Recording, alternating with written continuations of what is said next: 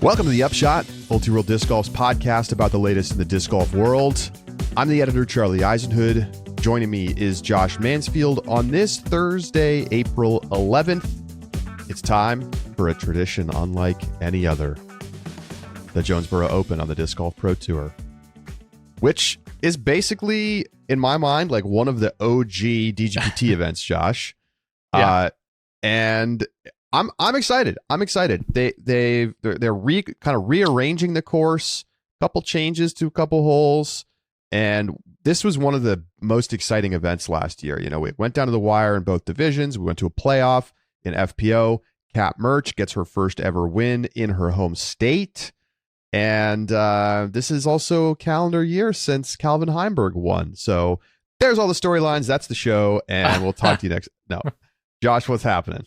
Yeah. Hey, I'm excited for Jonesboro. It's you're right. I mean, not only is it like an OG, it's one that I think has always done a really good job of showcasing the talent without just being, birdie or die. It's one, every hole is scoreable. There isn't a lot of artificial OB, but it still requires execution. But because of the layout and the style of the course, elevation, kind of wide open fairways in a lot of cases, you're really able to see the shots and the shot making. Love this property. Love this tournament. Now, they used to have the opening tee shot, right? That big, but for MPO, the big long drop. I mean, not a gettable shot for a lot of players. No. But, the big arms were attacking it. And it's not necessarily that it's that hard. It's just long, but it's kind of got that uphill sloped green. But things are changing this year, and the rounds are now going to begin on the former hole 14, which is a 520-foot downhill shot. Do you like this change? Just speaking specifically about the opening hole change. It's funny because at the end of the day, like the two switches, it really feels kind of comparable, like in terms of some of the difficulty to it and the nature of the hole. But I don't just because I thought hole 1 was such a nice showcase hole to kick off the tournament. It's wide open. It's staring at you in the face, but you really got to put a move on the disc to get it there. And I liked that. And so I would have preferred to keep hole 1 personally, but I'm not going to lose sleep over it. That's for sure. Yeah. I mean, I think I'm more curious about the fact that they're going to make the 18th the former hole 5, which is a par 3. That part I'm less happy with. Yeah. Because hole 18 was excellent. I loved Jonesboro hole 18. And I mean, think back to last year. Tied going into the final hole. Calvin throws what I still consider to be one of the shots of the year with just an absolutely blasted drive right down the fairway. And wasn't Paul McBeth like only one stroke back? I thought it was like a three-way race going into the final hole on this one. And Calvin just seriously shoots just one of the most amazing shots you'll see. Low ceiling, just so far. And Eagle tries to match and goes OB. Or Eagle had gone OB before. And Calvin steps up and takes that. It was really good. I liked hole 18 a lot. I'm disappointed that we're losing it. McBeth was not in the conversation last year. Okay. Eagle and Calvin were tied going into the 18th. Eagle ended up triple bogeying. So double OB. But he went off OB off his tee shot, so it was basically already over. I think I think he's trying to pull a miracle at that point. Okay. Okay. But it's going to be interesting. I mean, I'm going to wait and see about how I feel about the kind of the rearranging here. There are some changes. The 9th hole now, which is formerly the hole 17, was shortened into a par 3. They added some hazard, and they also stretched out the 14th, which was previously hole 16 for FPO, to play it as a par 5 instead of a par 4. And they made former hole 15, which is now hole 2, longer because it was too easy in the past. So, I don't know. Like, on the whole, I don't, they made some tweaks that make sense. The whole rearranging of the course, I kind of wonder whether that's more for like spectating reasons or Maybe. like course flow reasons rather than it being the optimized setup for the course itself. But I'll wait and see. I'll wait and see. Yeah, that's especially with like hole one. I am willing to withhold judgment until after I see how it goes. Yeah, I mean, I think also for the par 3 that closes it out, I mean, it does have water short. Yes. So if you're going to go for it to go for the birdie, you bring a multi-stroke swing into play. So even though it's a par 3, it does have the intrigue factor potentially if people are within a stroke. Like, you know, the eagle idea is out of the conversation, of course. But at least there's the chance that somebody could end up taking a bogey if they're going for the birdie, which is not always the case on a par 3. Yep. So let's dig into a couple of other things here. First of all, let's talk about Calvin. Okay. He is the back-to-back champion here at Jonesboro. This is the last tournament that he won a year ago. Is he the favorite going into this year, considering his health status? No, I don't think so. I think he, and if he is, it feels more like he's got even odds with the likes of AB, Gannon, probably those two. If you want to consider him the favorite. And only because it is Jonesboro. Like you talked about, he's back-to-back winner. He also won in 2020. This was the first tournament in the return from COVID. And Calvin came back and won that in 2020. Paul won it, Ricky won it in 2021 and kind of broke that up. And then Calvin won it the past 2 years. It's a lot of things about this course set up well for Calvin and for his game. But I think just given the injury status, there's just too many question marks around it, especially when you have guys who are just playing as well as Anthony Barella and Gannon Burr, who have not missed the top 4 yet. You have the likes of Kyle Klein, and who hasn't missed top 10. Nicholas Antala had a bad showing at Texas State, but before that hadn't missed top 10.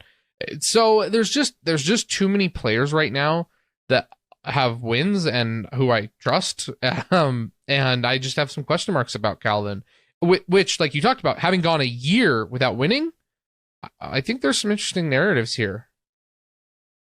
I do think that Calvin is capable of winning here, sans forehand.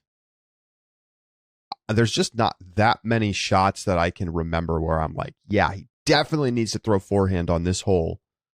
And the thing is, it's just like, almost for sure you're going to be in spots on the course at times where you want to throw forehand. And when you can't, like, how many strokes are you losing around because of that?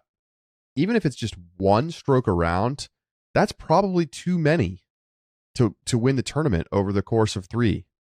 So it's just a tough ask. But on the other hand, he won this tournament last year by 3 strokes. The only player who was even in the conversation with him was Eagle, and Eagle's not playing. So, you know, I think, sure, you want to say, okay, well, what about AB? Well, AB's never finished better than 15th here.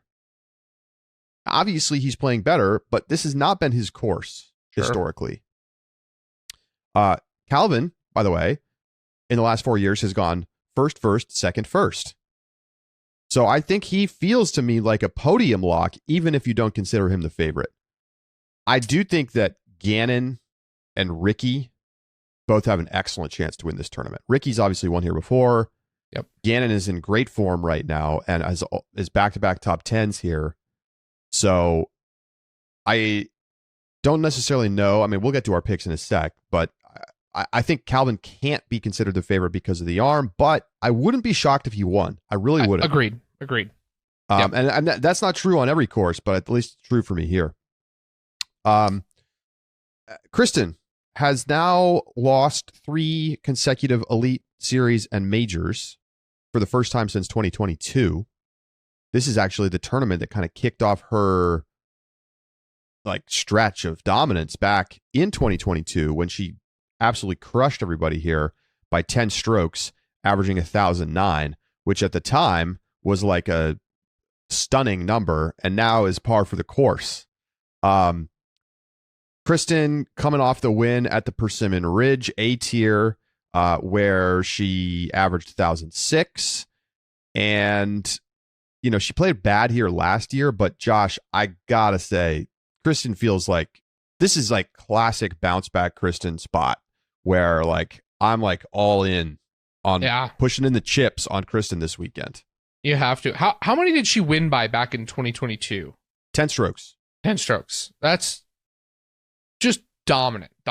And dominant. And it's the kind of course that I just really feel that Kristen, it's not gonna require anything crazy of Kristen, right? It's not gonna challenge her distance.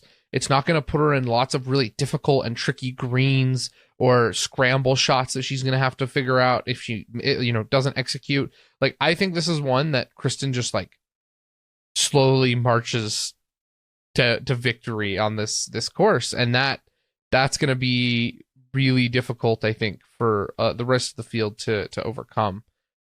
So I just went back and pulled her stats from the 2022 Jonesboro to take a look. And boy, oh boy, you ready for some numbers?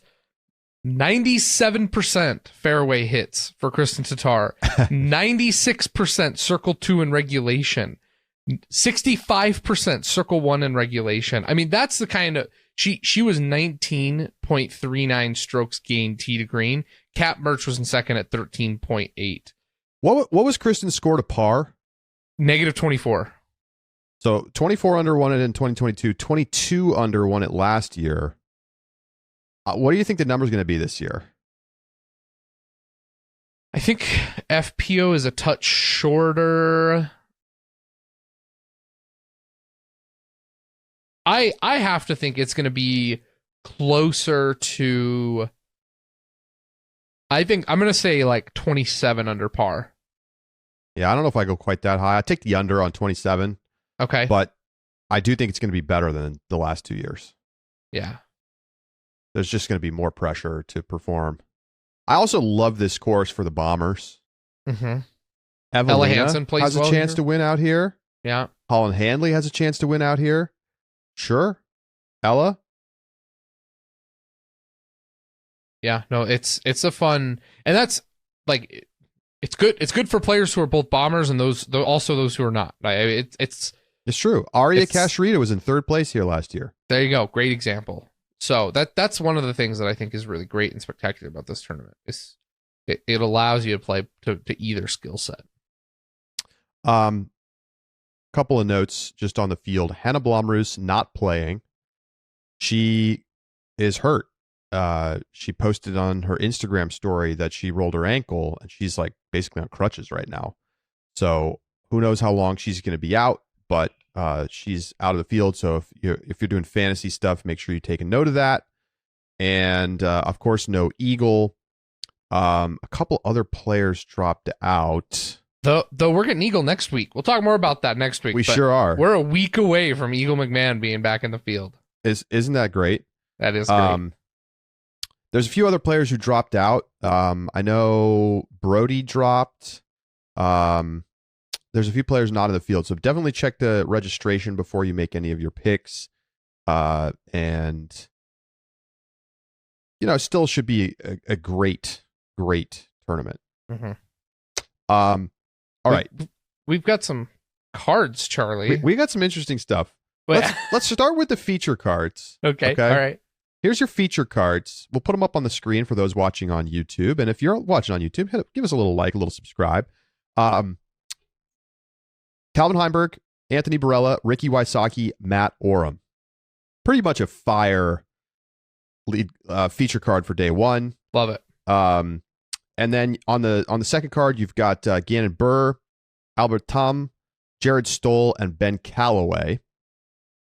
And of course, they'll get a lot of airtime. That's an odd card. It is. A couple people kind of making their coverage debut, it feels like, for the season. Okay, Jared Stoll is a West Side sponsored player. There you go. Tournament's So, West Side sponsor. Tournament is West Side. He is most likely on that second feature card by virtue of the sponsorship. On the FPO side, Cap Merch, Luca Lorenzen, Kristen Tatar, and Sai Ananda on your feature card. And on the second feature card, Raven Klein, Haley King, Owen Scoggins, and Rebecca Cox.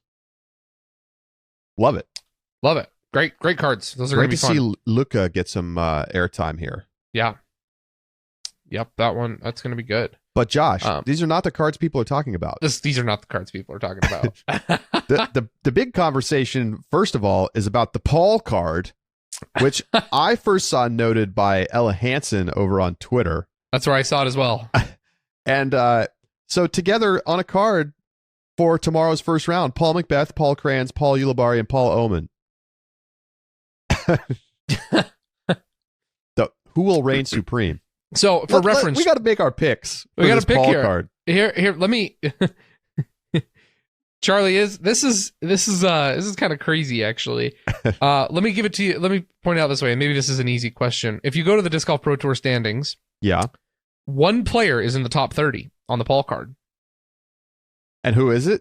Go ahead. Gosh, Gotta take a guess. I will One say of those four. It's Yuli. It is Yuli. You're correct. Yuli's been hooping, man. Yuli's been hooping. Here's the interesting. Let me ask you the next question. How many places or what place do you think the next Paul is?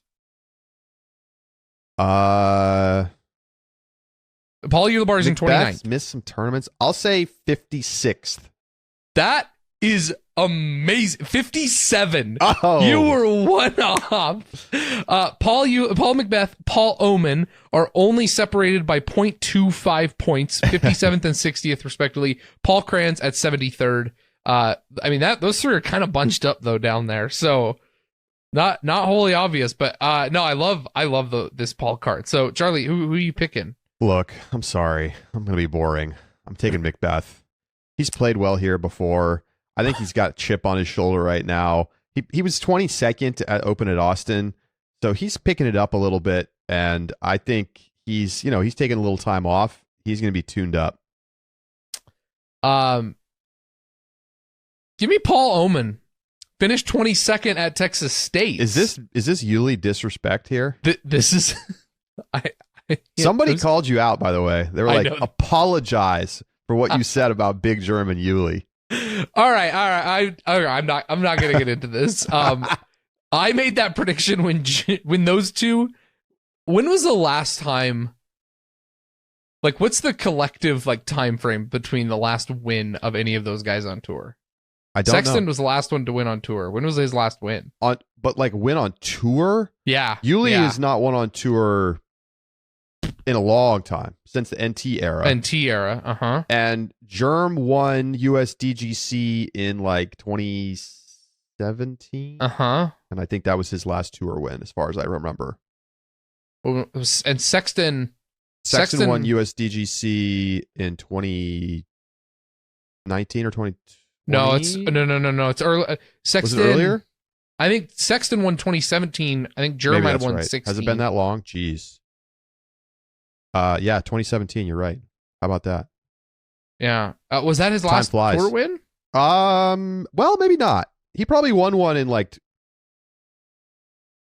I think he won LVC, but was it a tour stop that year? I feel like he won something in 2020-ish. 2018, Sexton won Ledgestone, which was a DGPT event. So 18 is the most recent, at least. And he did win LVC in 2020. I get a point for that. You do get a point for that. It was only an A tier that year. Oh, it was a good field though. I mean, okay. It was legit. I mean, it wasn't a tour stop, but it was a good win. Okay. So I think.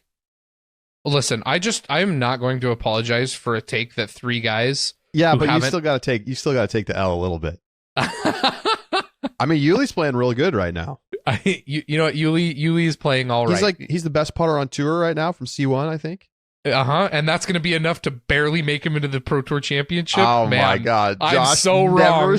Never backs down. So wrong. I'll back down on some things. I'm not backing down on this. Oh, my gosh. Dude doesn't even have a top 10 shout out finish. to Germ, man. Persimmon Ridge, that was a solid field. That was Germ's win. He really does deserve respect on that one, though. Okay, so you're taking Paul Oman. Give me Paul Oman. Just because gut, just vibes? Yeah, pretty much. Okay. That, and I insist on doubling down on this take, which means I just cannot pick Yuli. We got another one. We got the lefty card. Chris Clemens, Austin Turner, Zach Arlinghouse, and Nathan Queen together on a card. Who's your lefty pick? See, this one's harder, Charlie, because I can't search lefty in the DGPT standings to look at their finishes. Man, give me. I think I'm just gonna go chalk and go Clemens here. Oh man, he has not been playing well this season. Taking Nathan Queen. All right. Nathan I like Queen's actually looked pretty good lately. He got the 7th at Texas State's. He looks like he's finally like feeling good again. Yeah, starting to look healthy. So who throws the furthest of that group? I genuinely do not know. I think that's got to be. I think Austin Turner throws pretty far. That sounds right. Yeah. He could be a good pick here too. Yeah. But so let me ask you this. Okay. There's no way this happened by chance, right? No way. No. These were hand-selected cards. They have to be. What's the odds of all the Pauls being together on a card by random chance? Not high. What's high. Like very low? What's Paul Cran's rating? It's can't. But they don't do it by rating.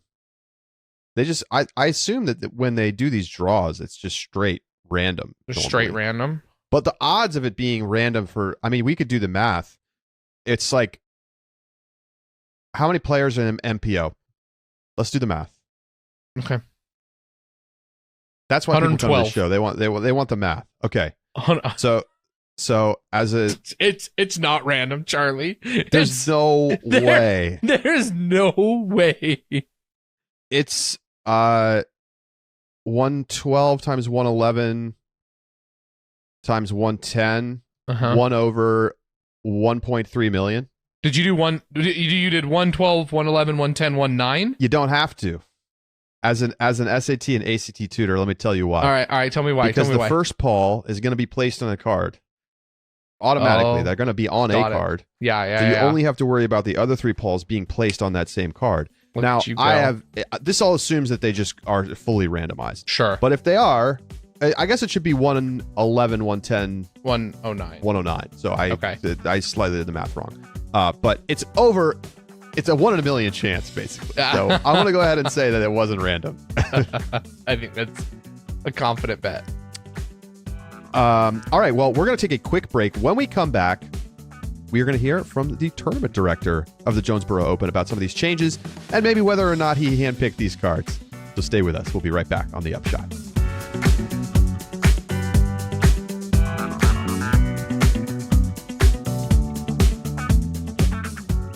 The Upshot is presented by Pound Disc Golf, makers of the best bags in the sport.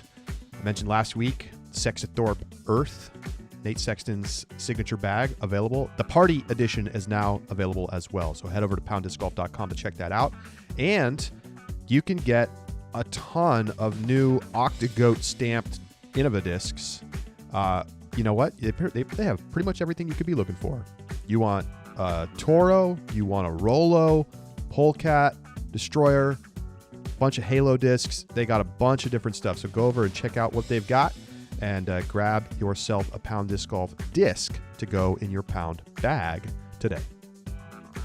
The Upshot is presented by Sunset Lake CBD, a farm that originally started as a dairy farm producing milk and cream for Ben & Jerry's ice cream, but they've since diversified and started growing hemp for CBD. You got to check their products out. This is the highest quality CBD. Really super nice packaging. Obviously, really nice quality products themselves. I've been using the muscle rub when I have sore muscles. Feels fantastic. Smells great. Really, really nice to be able to use that instead of taking Tylenol or something like that. And you can save on Sunset Lake CBD products right now. You just got to go to sunsetlakecbd.com, use coupon code UPSHOT, and you will save 20% off your entire order. And hey, heads up, 420 sale, it's coming soon. Stay tuned. Joining us now on the Upshot is the tournament director of the Jonesboro Open, Brad Pietz. Brad, thanks for joining us tournament week. We appreciate it. How are you? I'm great, guys. Thank you for having me. So this has been a staple event on the Disc Golf Pro Tour for quite some time. Why would you say that this tournament has really established itself as one of the kind of classic Elite Series events on tour? I think there's a combination of reasons, to be honest with you. First and foremost, I think it's just the course itself. We may have been a little bit ahead of our time. Sitting on the entire course sits on about 55 acres, and the way we designed it was to be an elite level championship course from the very beginning. It's not a city park. It's not a small golf course that you expand to meet the pros whenever they come to town. The entire course was designed from day one to be a championship level course. And so that first year, I think, no one had ever heard of me and no one had ever heard of Jonesboro, Arkansas or this side of heaven. But that very first year when people got here, everybody's eyes kind of opened. They were like, holy cow, this is awesome. So I think first and foremost, the course. I think secondly, the community itself. Is Jonesboro, Arkansas the biggest mecca of disc golf in the world? Absolutely not. But it's a big enough town to where, the support is there from a financial side of things. The support is there from the community. And, I think the town, once they realized how much this brings to the city, they really roll out the red carpet for us. You touch on a whole load of subjects that I want to ask a little bit more about, but let's start with the course and keep on that track. Yeah. You mentioned it's a championship level course. It feels like this season is going to have one of the larger changes to the course that we've seen since the inception of this tournament. Can you talk a little bit about some of these course changes and the reasons behind we are making these changes, including the starting hole and the new kind of flow of the course? Right. Yeah, it's by far and away is the biggest change. We opened this side of heaven has always been two courses.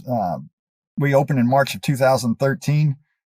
Before the first Jonesboro Open, we tweaked a few holes before that. So no one really knew the original layout from 13 to 17. But from 17 till, we tweaked it a little bit more from 17 to 18. But yes, you're 100% right. This year we've gone, it's wholesale changes in the sense of the flow. Apologize. Tournament week. My phone's ringing at the same time. And sorry about that. To be expected. The tournament central, where it used to be, was just a very small area. And so that first year of the Jonesboro Open, the Disc Golf Pro Tour consisted of basically Steve and Todd Dodge, right? And now the Pro Tour has got so many assets and there's so much going on and food trucks and vending and there was just not enough room at the old Tournament Central to do all of that. So we've always had this place that we call Party Hill. It's in my opinion, one of the greatest places to watch disc golf because you can sit in one spot and see 6 different holes across a 180-degree angle. You can see 6 holes, right? So we moved Tournament Central to Party Hill. And to do that, we had to change the flow of the course. And so that gave us the new number 1, the new number 18, the flow. 16 out of the 18 holes really didn't change at all. It's just different numbers, right? Hole number 15, which is now hole number 2, used to be one of the shortest holes on the course. One of the shortest holes on the entire tour. And it was purposefully designed that way. A lot of people don't realize that, but it was designed to be one of the shortest holes. And then not only that, the longest to walk on the course was from 15's tee box or 15's basket to 16's tee.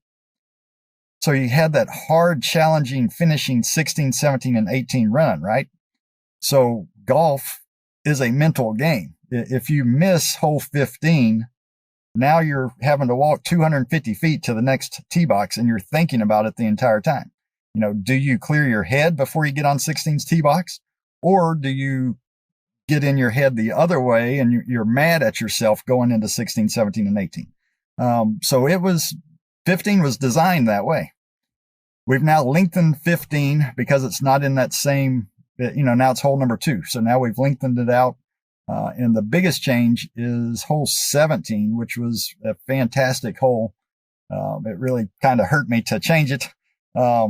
We've changed it from a par 4 to a par 3. And now essentially the tee shot is where a perfect drive would have landed. So it's still the same green. It's still the same approach shot. You just don't have to throw that perfect drive to get to it. Got it. So an opportunity to kind of expand the capacity of the Tournament Central area. How have ticket sales been this year? We've heard some anecdotes about ticket sales being a little bit down overall so far this season. How's it looking for Jonesboro? I would agree with that. I think we're a little bit down as well. I think there's multiple factors to that, and that's a different topic for a different day. But, our sales are down a little bit, but you go back and look at it, and we did a bunch of walk-up sales last year. The weather forecast for the next 3 days is sunny and 69 tomorrow, sunny and 77 on Saturday, sunny and 78 on Sunday. Love to see it. Yeah. So we're going to have beautiful weather the next 3 days. And would absolutely love to see those walk-up sales, once again show up. There's some truth to that. Sales are down a little bit. What is the purse looking like in added cash numbers, especially compared to last year? The added cash minimum for an elite series is $35,000. So, we're going to cover that. And then the rest of it's just based on those ticket sales. So we won't really know until the Sunday. But minimum's 35. That's already assured. So there's no worries there. And it'll just be how much more we get, on those ticket sales. People have been talking about the Paul card. Yeah. I'm assuming that was a hand-drawn decision by you, or somebody on your team. Tell us about why you decided to do that. It honestly wasn't. It was a mix. Phil from the Pro Tour and I did those, and whenever you did the random draw, I think 3 of those Pauls came up in the random draw. Oh, really? Okay, so how crazy is that, right? That is crazy. And so once we did that, we were like, what if we had the 4th Paul to it? So it was not hand drawn to an extent. It was just kind of pushed over the edge. Okay, but what about the lefty card? Okay, that one may have been a little bit more. I think the same thing happened there. I think 2 of the lefties were in the random draw. And so once we saw the Paul card, then we're like, maybe let's have a little bit more fun with it. So it's hey, disc golf, if you're not having fun, you're doing something wrong, right? That's right. So I have to ask, are there any other specialty cards that we haven't noticed yet? Not that I know of. Okay. For reference, so we did the odds on all 4 of the Pauls being on the same card. I just quickly did the numbers for 3 of the Pauls showing up on the same card. I've got 1 in 12,000. Holy cow. The odds of that happening. So that is crazy. That does assume there are only 4 Pauls in the field, which I think is true. True, yeah. But we'll have to check. That's awesome. So, Brad, what's your vision for kind of the future of Disc Side of Heaven and the Jonesboro Open? I don't know if you've given that thought, but you've been on the tour a long time, and disc golf has grown so much in the last few years. Because you have such an amazing property to work with, do you have thoughts of doing a wholesale redesign at some point, or building out facilities on the property or something like that? Wholesale changes to the championship course? No. To me, I've been playing disc golf since 1984, but I've also am a big fan of regular golf too. And you look at Augusta National, you look at Pebble Beach, you look at those types of courses that if somebody were to play them 50 years ago and they were to come play them again today, would there be changes, yes. Would there be major changes? No. To me, a championship level elite golf course, whether it's golf or disc golf, that's part of the enjoyment, right? Is coming back and saying, hey, I remember when I played this hole 22 years ago when I hit this shot. I don't like change when it comes to disc golf design. I want, that course record. You go to your local city park and the course record is 12 under par. Well, okay. Was that, what pins were where, right? You got 3 different pin locations, and 12 under par here may be easier if the pins were over there. That's why there's no, on either of our courses, there's no multiple pin locations. We only have multiple tee boxes. So that side of thing is not going to change. The property itself, we now have a second course in development called Towering Oaks. In fact, I can see hole 18 from where I'm sitting right now on Towering Oaks side. It's going to be about an 82 to 8,500 foot wooded course. So now we're going to have the championship course, big, wide open fairways, literally right across the hill from it, is going to be this 8,500 foot wooded championship level course. So that's my vision, is to have, 2 top level courses, right here. 16 of those 18 holes are already in. We're still massaging it. A wooded course is, in my opinion, a lot slower. You take out a 6-inch tree someplace and then you're like, holy crap, I shouldn't have done that. Well, it's kind of hard to put it back. So Towering Oaks is a slowly developing course because I don't want to mess up. We want it to be a super challenging, hard course. So I don't want to, I don't want to mess it up. So that's my vision, is have 2 championship level courses right here on the property. As far as facilities, that's tricky. It has to do with the land and the way that the land is zoned in the city of Jonesboro. We are technically in city limits, but it is zoned as agricultural because it's an active hay farm during the summertime. As far as building out facilities, would I love to do that? Absolutely. Do I see that in the near future? Probably not, just because of the zoning situation that we have. Do you think that there could be a chance that this is a 4-day on the 2-course tournament next season? Next season? Yeah. Maybe, probably not. We're probably 2 years away from that. Do you think you might want to bid for a Worlds? Maybe. Yeah. That's the city of Jonesboro. It's 80,000 people, right? I mean, we've got a really neat, vibrant downtown. We've got multiple hotels. It's the home of Arkansas State University. So there's college football, there's college basketball, so the city can certainly handle it from an amenities side of things, right? But I also know that Pro Worlds takes an incredible amount of staff, and our staff is pretty thin, to be honest with you. We would need volunteers from Little Rock and from Memphis and from Northwest Arkansas.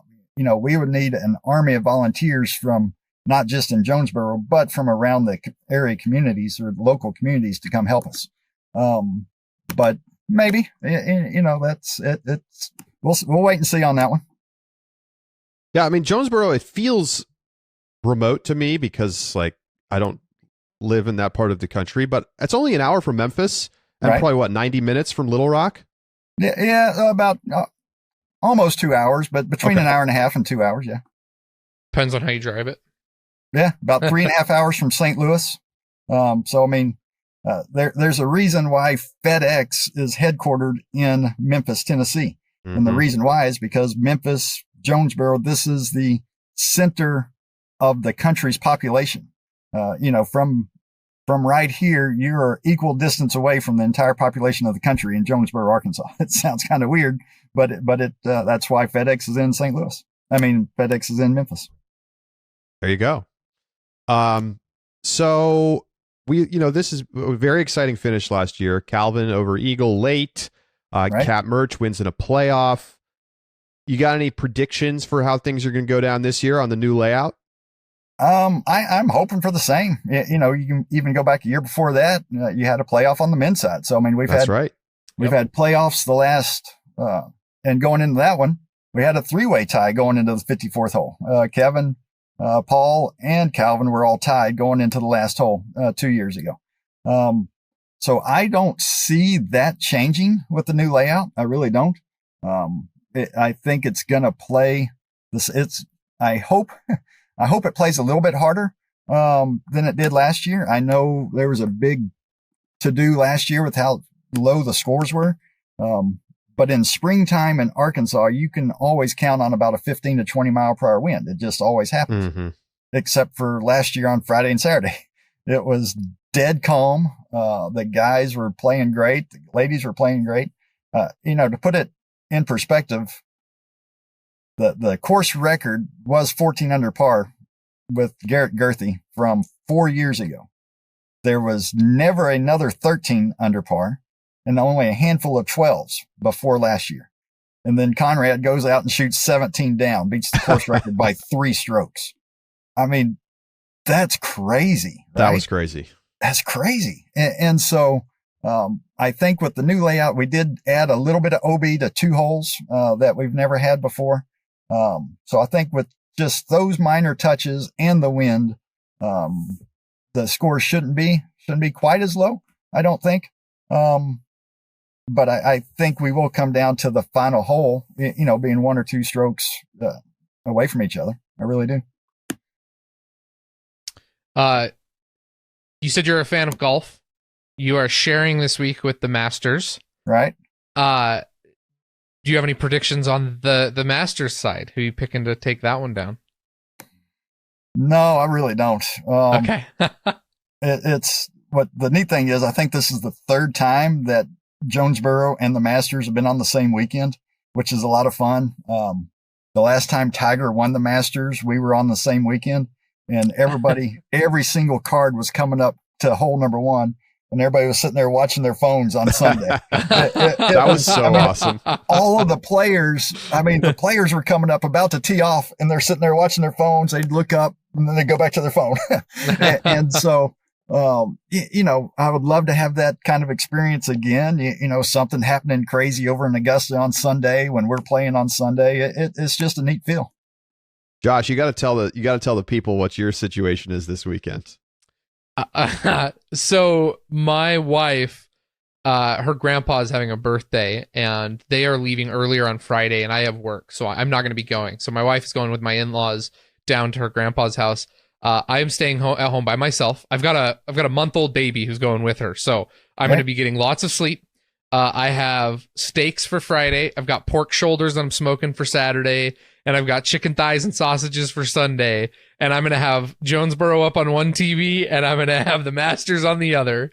And it's going to be a weekend. Great weekend. Yes, that is a fantastic weekend. I am, yeah. I'll trade spots with you if you want to. I can't tell you how fast I'd pass on that. Sorry, Brad. All right, Brad. Hey, thanks so much for making some time for us. I know you did a radio show earlier today. Well, I assume that was in the local Jonesboro channel. How did that go? It's great. That kind of goes back to what I was saying as far as the city itself. East Arkansas Broadcasters, which has, I think, about 70 different radio stations throughout Arkansas and Missouri. They've been on board with this thing from the very beginning. So I get $20,000 worth of advertising on East Arkansas Broadcasters. And so they used to come out and broadcast live on Thursday, the day before the tournament. And every year they'll let me come on their multiple stations and promote the event. So that's the kind of neat stuff that towns this size can do that sometimes gets lost in bigger cities and don't have the capability in smaller cities, if that makes sense. So it went great. Those guys have been with me from the very beginning, and couldn't do it without them. Awesome. Well, best of luck with the event this weekend. We'll be watching. All right, guys. Thank y'all so much. Brad Pietz with us here on the Upshot. We'll be right back.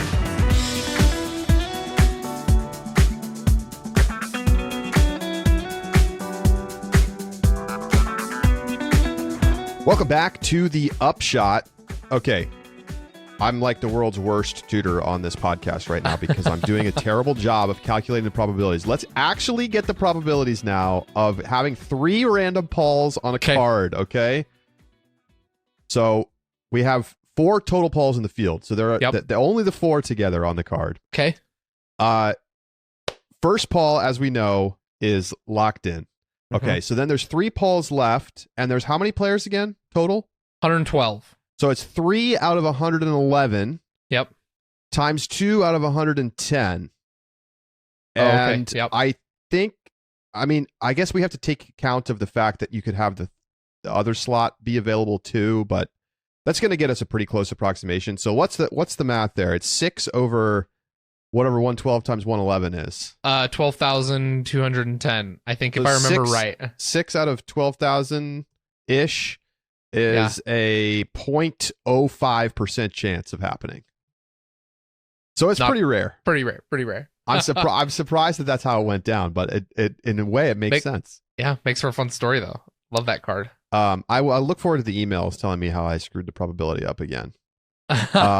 I also, Charlie, I got to take a quick mulligan. Earlier in the show, I talked about Calvin blasting the shot down the fairway for the shot of the year. That was the 2 years ago shot when it was Kevin and Paul and Calvin all in the same battle. That's what you were thinking of when it was really tight at the top. With the 3, yes. Exactly, yeah. Yes. Calvin actually had a pretty poor shot in 2023, but it stayed in bounds after Eagle had gone OB, and he didn't need much. Then it was just a wrap at that point. Yeah, exactly. So, okay. So let's get to our picks. Okay. Great to hear from Brad there, and it's cool to see. He makes a great point about the kind of like medium-sized city being like a good fit for the size of disc golf. Yep. And like, how big is Emporia? I feel like it's got to be smaller than 80,000. It's 24,000. So, but that's in that same ballpark. Like, let's say above 10,000 and below 100,000. It's like kind of a good spot for disc golf because it's like a big enough deal that you're going to get local press. But it's also, there's enough people in the area that like it can actually impact, people coming to the tournament. Right. And like has the facilities necessary to house and. Right. Whereas like Houston, no one's getting radio hits on Houston radio. No, if you went and tried to sell to the Houston City Council the economic impact of a disc golf pro tour event, they would laugh at you. Yeah, no. But it does mean something. Pocatello, Josh? Sorry, how big's Pocatello? We're just under the 60,000 mark, but we have a suburb essentially that's called Chubbuck right next to us. With Chubbuck, pushes us almost to 100,000. Is it spelled like Lubbock? I don't know how Lubbock's spelled. Lubbock. Yes. I think it might be UK at the end. Chubbuck. I can't. Yeah, it's CHUBBUCK. So when's Pocatello going to have a pro tour event? Listen, we have courses. We've got you. Don't get me started on this. We've got some courses that could do it. We've got a course. And you're how far from Boise? Actually, it'd be better probably. We are from Salt Lake about just over 2 hours. We're about 3 hours and change from Boise, but you can drive from Portland through Boise and Pocatello on I-84. Listen, Pro Tour, you literally have the guy right here. He is on the city council. He can make it happen. We can make it happen. The money is there. All right, let's get to our picks. Let's begin. I feel like I always make you start. So today I will start. Go ahead, Charlie. I'm going to start an FPO. In the 3 spot, I've got Holland Handley. Continues to climb the ranks. I think this is a perfect course for her skill set. And I just think that she's due for another podium spot. In the 2, I've got Evelina Salonen. Evelina absolutely shredded at times here last year. Of course, her putting was a disaster. And now it's not a disaster. I mean, it's not great, but it's not a disaster. So I feel like she honestly, I'd be kind of surprised if she doesn't podium on this course, to be honest. Yeah. In the 1 spot, though, I've got Kristen. This is just the primo Kristen's back spot. Yeah. She wants to shut the haters up. She does. listen, I love the Evelina pick. I've got her in my third spot. But I just, Charlie, I can't figure out why you would continue to disrespect the dog. Own Scoggins, leaving her off your podium. She's podiumed 3 times, and she's been in the top. She's not missed the top 10 and been in the top 5 4 out of the 5 times. I don't know if this is the course. Oh man, if only there was a tournament that Own had played that had elevation, wide open, like long defined fairways. I don't know. D-Glow? You know, she's never played Jonesboro. Really? Yeah, I just looked it up on Statmando. You know, I didn't know that. So I was like trying to come in here and like drop a bomb on you, be like, she finished 15th here last year, but there is no bomb to drop. There's no bomb to drop. Look, if she can win D-Glow, she can win Jonesboro. Yeah. Owens and second. You're not wrong. That's right. She's the second best player on earth right now. I'll take my points and I'll make fun of you on Sunday. Are we speaking of disrespect? No cap merch on either of our podiums. Is that wrong? That might be a little disrespect. She didn't just fluke win this last year. She was really good here in 2022. She's just kind of been off her game this season. That's what I feel. That's why she's got exactly one my top issue. 5, and then after that has not finished inside the top 10. Like, yeah. Yeah, so hard to pick right now. I've also got Kristen to win it though. Bounce back. How about MPO, Josh? Yeah. Charlie, I'm gonna go straight chalk picks based on Disc Golf Pro Tour standings this weekend. Boring, that's fine. Listen, Kyle Klein finished top 10 last season at Jonesboro. He's played well here, has played well here, and he's playing well this season. Kyle Klein's my 3 spot. But give me the guys who can't seem to miss the top 5. I've got Anthony Barella in second, though. Gannon Burr to take down the win. Straight chalk, 3-1-2 in the Disc Golf Pro Tour standings. I think Gannon Burr is going to overtake Anthony Barella with a win here, but the order is not going to. But the actual podium on the DGPT standings isn't going to change. Wow. Okay. I'm not quite going that chalky, but it's still pretty chalky. I've got Calvin in the 3 spot. This is just the premium course for his game, and I think he can do fine without the forehand. I just don't think he can win without the forehand. In the 2 spot, I've got Gannon Burr, who, I don't know. What are you going to do? The guy's locked in right now. Like, I have to leave somebody off, and it's Barella, who's probably going to finish top 4 again. Yeah. You just got to hope he finishes 4th. But in the 1 spot, I've got Ricky. Ooh, a bounce back. Ricky's won here in the past. He's always played well at Jonesboro. Yeah. And why not? Like, it's not like he's way off his game. The other thing is when you think about like Ricky and Calvin, those are guys that when they play well at courses, they play well, right? Yep. And so I like the picks. I respect it. I mean, Ricky, I know he didn't like play great at Texas State. It was kind of a disappointment, but like it wasn't a nightmare. He shot 1037. But remember he was second at chess.com. Yeah. He shot a 1050.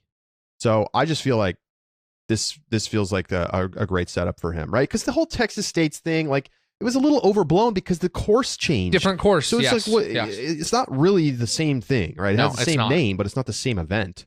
But I mean, you think Ricky and Ledgestone? Yeah. Yep.